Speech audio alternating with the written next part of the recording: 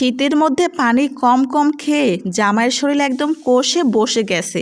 তো আজকে জামাইয়ের জন্য এমন একটা রেসিপি রান্না করেছি যেটা খেলে জামাইয়ের পানি না খেলেও চলবে। শরীরের মধ্যে পানি এমনিতেই ঢুকে যাবে, যেটা খেলে মানুষের শরীর, মন এবং পেট তিনটাই ঠান্ডা থাকে। হ্যালো এভরিওয়ান, আসসালামু আলাইকুম। কি অবস্থা সবার, কেমন আছেন? আই হোপ সবাই অনেক বেশি ভালো আছেন।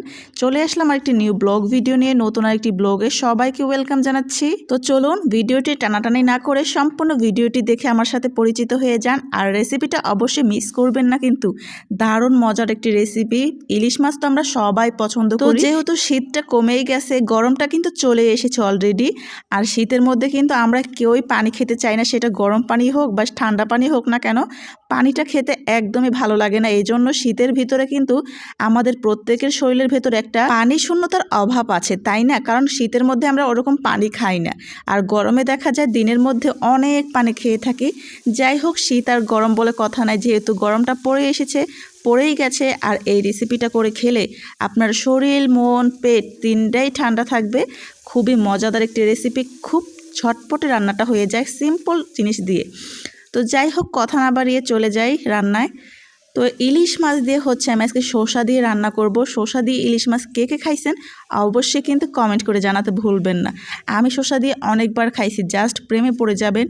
এই শসা দিয়ে ইলিশ মাছ যে কী মজা! অনেকেই ভাবতে পারেন যে লাউয়ের মতো লাগবে, একদমই না। এটার টেস্টটা একদমই আলাদা, একবার হলো ট্রাই করে দেখবেন। তো যাই হোক, আমার কথাটা কিন্তু একটু বেজে বেজে যাচ্ছে, কারণ আমার মুখের ভিতরে জিহ্বায় কাঁচামরিচ না খাওয়ার কারণে আমি তো প্রায় 10-15 দিন ওরকম কাঁচামরিচ খাই নাই। যে বললাম গ্যাস্ট্রিকের প্রবলেম, ভিটামিন সি এর অভাবে আমার জিহ্বায় কিন্তু ফোসকা পড়ছে অনেকগুলা। তো এই জন্য কথা ভালো করে বলতে পারতেছি না, একটু বেজে যাচ্ছে, একটু ইগনোর করবেন সবাই। যাই হোক, আমি কিন্তু এখানে হলুদ, মরিচ, পেঁয়াজ, কাঁচামরিচ দিয়ে সুন্দর করে শসাটা কষিয়ে একটু মাখা মাখা ঝোল ঝোল রাখবো। ইলিশ মাছটা কিন্তু বেশ বড় ছিল, ক্যামেরার ভিতরে অতটা বড় বোঝা যায় না, বাস্তবে অনেক বড় ছিল।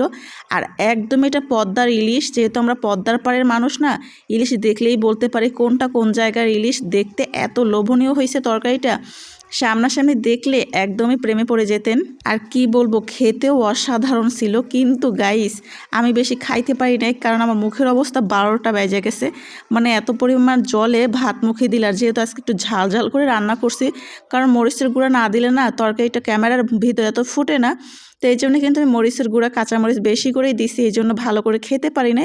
তো আমার জামাই খায় বলছে আসলে অনেক মজা হয়েছে, দেখতেই পারতেছেন কতটা সুন্দর হয়েছে। তো আমি কিন্তু লাস্টে টমেটো কিচ্ছু অ্যাড করি না, টমেটো অ্যাড করলে একদমই টেস্টটা অন্যরকম হয়ে যাবে। জাস্ট শসা দিয়ে কিন্তু রান্না করছি, একদম ঝটপট হয়ে গেছে, তাই না? যাই হোক, আমার এই রেসিপিটা কেমন লাগলো আপনাদের কাছে, শসা দিয়ে ইলিশ মাছ, অবশ্যই কমেন্ট করে জানাতে ভুলবেন না কিন্তু।